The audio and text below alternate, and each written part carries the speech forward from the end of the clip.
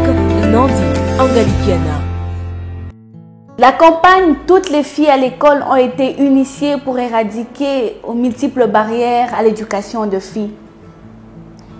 Dans notre pays, le système éducatif connaît une régression considérable.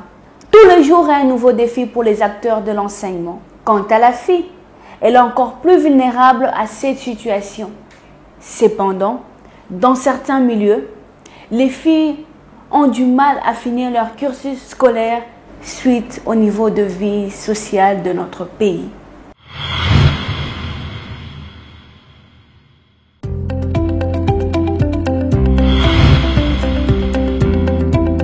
Nous rencontrons à ces jours Madame Patricia Kaloubi, promotrice de l'école Père Daniel, avec qui nous allons partager cette triste réalité. Bienvenue Madame Patricia. Vous êtes promotrice de l'école Père Daniel, située à l'Incélé, un endroit assez reculé. Il y a plusieurs difficultés, plusieurs problèmes. Pourquoi avez-vous choisi de créer une école? Je suis promotrice de l'école Père Daniel depuis maintenant 7 ans. Au départ, ce n'était pas mon objectif. Donc, en passant par là, ma mère a vu des enfants qui étudiaient sous un arbre. Malheureusement, à Kinshasa, on est encore buté à cette triste réalité où l'éducation est encore négligée. Donc, suite à cela, elle a décidé de commencer une école. Au début, c'était une école primaire. Aujourd'hui, nous comptons depuis 7 ans 1200 élèves, du primaire, de la maternelle jusqu'aux humanités en 6e secondaire, avec 3 options littéraires, pédagogie commerciale et biochimie. Vous vous souciez plus de l'éducation des filles, mais Père Daniel, c'est une école plus ou moins mixte. Pourquoi vous vous faites de ça une école mixte? C'est la réalité du milieu, puisque dans ce quartier-là, le quartier Badara, il n'y a pas d'école, il n'y avait pas d'école. Donc l'école est située juste après un camp militaire. C'est un nouveau quartier où il y a des nouveaux lotissements. Donc ce qui fait que les enfants allaient étudier très loin. Ils allaient à Kinkole à pied pour aller étudier. Donc raison pour laquelle nous avons opté pour la mixture, donc avoir les garçons et les filles. J'ai beaucoup de filles. Sur 1200 élèves, j'ai 750 filles. Et les filles dans les salles de classe sont celles qui travaillent les mieux. Donc je suis en train de m'organiser de la manière où je pourrais m'immiscer beaucoup plus, m'intégrer beaucoup plus dans l'éducation, la formation professionnelle des filles en particulier. Parce que ce qui est vrai, c'est que les filles, quand elles s'engagent à fond. Parce que l'éducation compte aussi, par rapport à l'éducation du milieu, ça ne serait pas un danger de mélanger les filles et les garçons dans la même formation? Compliqué, je ne dirais pas, puisque les filles et les garçons sont mélangés déjà dans leur quotidien. Donc tous les jours, les filles vivent avec les garçons. Mais le plus important, c'est de savoir donner les bonnes valeurs aux filles autant qu'aux garçons pour qu'ils soient utiles pour la société de demain. La campagne « Toutes les filles à l'école », ça n'a plus de sens parce que pensez-vous que les parents ont compris qu'ils devraient envoyer de la même manière qu'ils envoient leurs garçons, de la même manière ils devraient envoyer leurs filles? Il y a toujours des limites ou la discrimination. Aujourd'hui, oui. C'est vrai que c'est un quartier qui est très reculé, où les filles sont mariées précocement. Et faute d'argent, faute de moyens, les parents envoient leurs enfants au mariage très tôt. Donc il arrive maintenant qu'on ait des filles de 5e, 6e qui sont enceintes et les parents le justifient par le fait que voilà, on a versé la dot. Et ce qui est dommage, c'est que cette situation est tolérée puisqu'il y a une loi qui est sortie depuis quelques années qui autorise pour les classes de 6e les filles enceintes, qui sont enceintes pendant l'année scolaire, sont autorisées de fréquenter l'école. Et cela n'encourage pas d'autres filles de classe inférieure à pouvoir le faire parce qu'ils peuvent se dire que si les autres peuvent poursuivre normalement, nous aussi on peut. C'est pas un danger. Cela nous pose un très gros problème parce que une fille enceinte déjà dans une salle de classe c'est très compliqué. Déjà une femme enceinte, elle a des besoins qui sont différents des autres. Il y a des problèmes de suivi des cours, elle s'absente beaucoup. Et aussi le plus gros problème c'est l'exemple qu'elle donne aux autres. Donc une école où il y a des classes de 3e, 4e et 5e, ce phénomène-là fait qu'aujourd'hui, il y a de plus en plus des filles qui se disent, voilà, même si je suis enceinte, en 6e, ce n'est pas un problème, je veux poursuivre mes cours. Donc du coup, on est vraiment buté à ce problème-là et on est en train de voir comment on pourrait restreindre ou refuser cette loi-là parce que ce quartier-là est tellement reculé. Est-ce que votre école permet à ce que les enfants, tous les enfants du milieu aillent normalement à l'école par rapport au cours de Minerval? On a toujours les problèmes des frais scolaires impayés parce que 500 francs aujourd'hui, c'est beaucoup d'argent. 500 francs, il y a beaucoup de personnes qui vivent avec moins d'$1 par jour en RDC. Donc 500 francs pour un ménage dans ce quartier-là, c'est tout un budget. Et donc on essaye, chaque année, on essaye de comprendre les parents puisque maintenant c'est des dérogations qui tombent. On essaye toujours de trouver les justes milieux pour garder les enfants plus longtemps jusqu'à la fin de l'année et permettre aux parents de payer graduellement les Minerval. Par rapport aussi à l'évolution, à la modernité, aujourd'hui les enfants puisent n'importe où leur formation, même si nos autorités d'ici se rassemblent pour gérer ces paramètres-là, mais les enfants sont quand même ouverts dans les réseaux sociaux, Internet, Facebook. Il y a l'éducation qui est confondue, mais ça ne va aider en rien. Non, au fait, aujourd'hui, on ne peut pas dire que la modernité, elle est mauvaise. Aujourd'hui, elle nous permet de nous informer à n'importe quel moment. Aujourd'hui, on peut étudier en ligne, on peut faire beaucoup de choses avec la modernité actuellement. Mais il faudrait qu'il y ait des barrières et surtout que les bonnes bases, les bonnes valeurs soient instaurées. Donc, il faudrait qu'il y ait un cadre spécial chez les parents déjà à la maison qui régule ce que leurs enfants ont dans leur GSM, par exemple, les téléphones portables, ce qu'ils regardent à la télé, ce qu'ils écoutent à la radio ou ce qu'ils font devant Internet. L'école aussi a aussi ce devoir-là de transmettre les bonnes valeurs et l'État va recadrer. Donc c'est cette structure-là. Parce qu'aujourd'hui, ce qu'on disait tout à l'heure, quand l'État dit que voilà, une fille enceinte peut aller à l'école parce qu'elle est en 6e, qu'est-ce que ça implique? Ça implique qu'on autorise des mariages précoces parce qu'on suppose que voilà, en 6e, à 16 ans, on a 16 ans. Et donc nous qui sommes un pays où on défend le droit de la femme, on ne peut pas autoriser des choses pareilles. Et les parents, aujourd'hui, faute de moyens, marient encore malheureusement leur fille précocement. Pour eux, c'est un bon débarras. Donc je la mets en mariage, elle part, pour moi c'est un bon débarras. Et l'État doit réguler cela. Donc tout part de la tête. Nous, l'école, on exécute ce que l'État nous donne et les parents, eux, font asseoir cela. Il y a quand même une grande distraction aussi. On voit des écoles où les enfants vont avec leur téléphone en classe et cela ne permet plus aux enfants d'être appliqués. Comment vous gérez aussi ça? Il y a plusieurs difficultés, hein? Dans le milieu dans lequel je suis, c'est quand même très difficile d'avoir les élèves avec les téléphones, puisque le souci premier des parents de l'école Père Daniel, c'est d'abord se nourrir. Donc je ne suis pas encore butée à ce problème-là, mais de toute façon, on a déjà une loi où les téléphones sont interdits à l'école. Bien qu'il y ait la loi, mais il y a toujours des enfants têtus. Même si un jour ce quartier-là arrivera à se développer, je ne changerai pas cette loi. Les téléphones seront interdits à l'école. Mais Internet aide aussi pendant le cours aux enfants de s'informer. Oui, alors c'est pour ça qu'on a, avec la salle d'informatique qui va être créée, on va, avec le professeur d'informatique, former les enfants à aller dans des bons sites.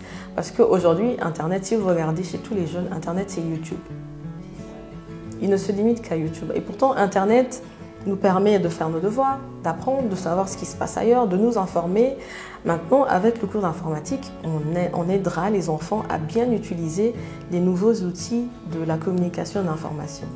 Puisque le milieu est très reculé, il y a des difficultés, est-ce que vous avez quand même une branche sociale dans votre école pour permettre à tous les enfants de pouvoir étudier, même pour ceux, les parents n'ont pas le moyen d'envoyer des enfants? Le social à l'école Père Daniel commence déjà au niveau des enseignants. Donc on a déjà une caisse sociale pour les enseignants, pour les permettre de vaquer aux besoins de logement, aux besoins de cas de décès. Aussi, pour les élèves maintenant, on prend en charge les élèves orphelins. Donc j'ai quand même une caisse pour, pas une caisse, mais une dérogation pour les orphelins. Donc on a une bonne dizaine d'orphelins qui sont enseignés gratuitement. Ce nombre de toute façon n'est pas limité, donc plus il y a des orphelins, plus on en prendra à l'école Père Daniel. Et aussi j'ai des exonérations. Donc pour les parents, les familles nombreuses, pour les parents qui ont plus de 3-4 enfants, même les enseignants qui ont plus de 3-4 enfants à l'école sont exonérés de 1 ou 2 enfants au courant de l'année. Pour finir, Madame Patricia, il y a toujours des parents qui continuent à croire que l'école n'est pas faite pour les filles. Les filles, c'est à la maison, leur ménage.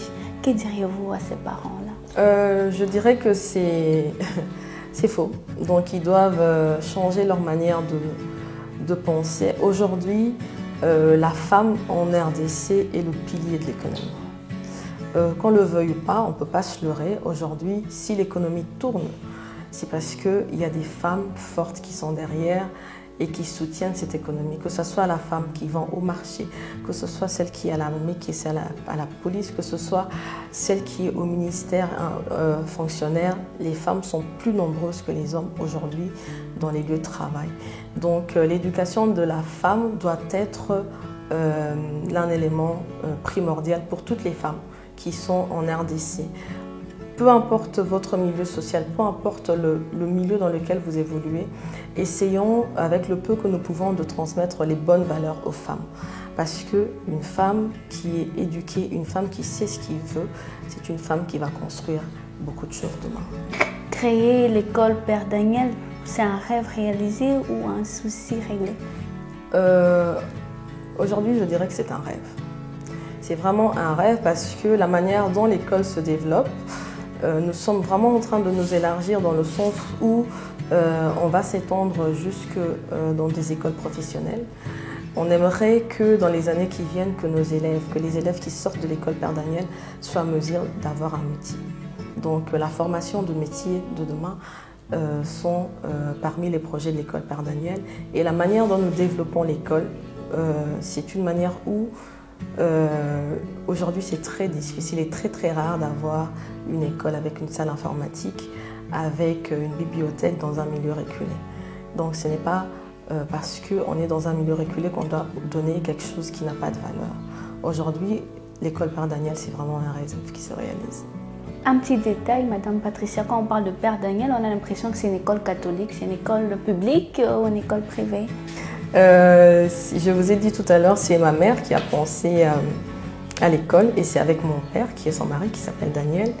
Avec mon père, ils ont construit cette école.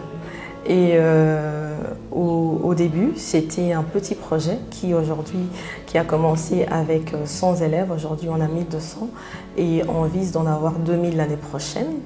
C'est une dédicace à mon père parce que c'est lui qui a construit avec ses propres moyens cet édifice-là. C'est pour ça qu'on lui a donné le nom, on lui a dédié cette école. Merci Madame Patricia, ce n'est pas une tâche facile, nous vous encourageons à continuer vraiment ces bonnes mœurs. Merci, à la prochaine.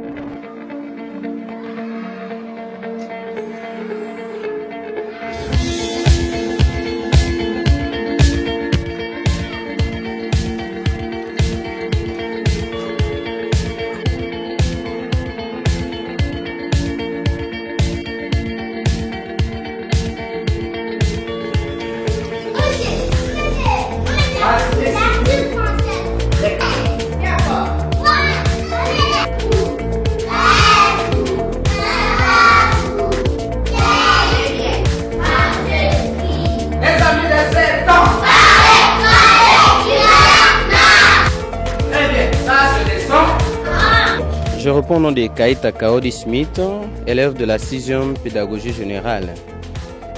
Au niveau des professeurs, les professeurs enseignent correctement, mais il y a un petit problème au point de vue de la distance. Les professeurs ne travaillent pas tellement convenablement parce que là où ils habitent, c'est un peu éloigné de l'école. Et à chaque fois quand ils viennent ici un peu de retard, il n'y a pas moyen d'entamer trop bien la matière. Au niveau de notre école, on est vraiment, nous on n'a pas assez de difficultés sauf un peu de difficultés pour les transports, comme on habite un peu loin, mais nous nous forçons quand même de pouvoir arriver bien à temps et pouvoir bien encadrer les élèves.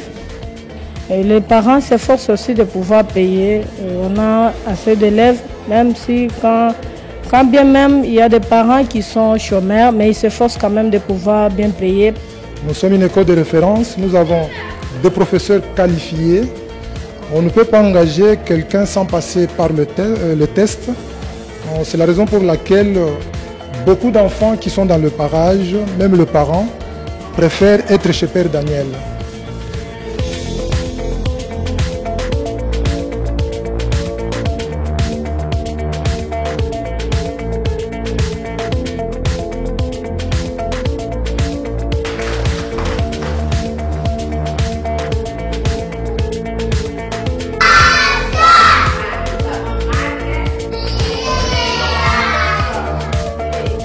Bon, étant donné que Père Daniel, c'est une école qui est dans le secteur privé, bon, on n'a pas cette obligation-là d'accepter les enfants sans avoir payé les frais scolaires. Quand même, au niveau de la direction des finances, il y a une certaine compréhension au niveau des parents qui ont des difficultés.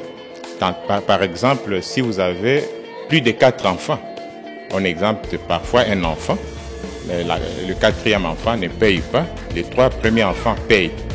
Dans ce sens-là, et puis la modalité de paye, n'est-ce pas? On ne va pas vous exiger, surtout qu'avec la méthodologie actuelle, on exige même aux parents de pouvoir passer à la direction, payer, ne fût-ce qu'à compte-gouttes. Vous avez 1 000 francs, vous avez 2 000 francs, vous payez selon vos capacités. Tout d'abord, je me présente. Je m'appelle Yemé Bilou Aradel, élève de la 2e année B.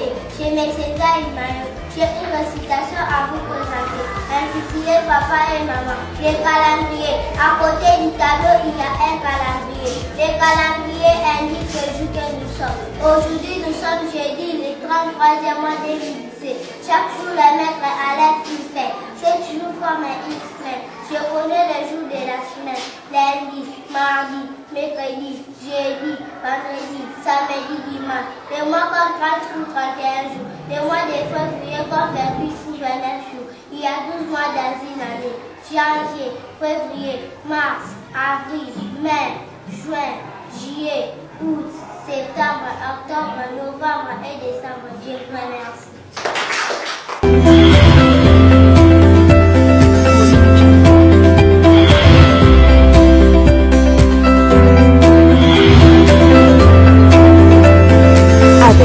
Nandi Angalikiana.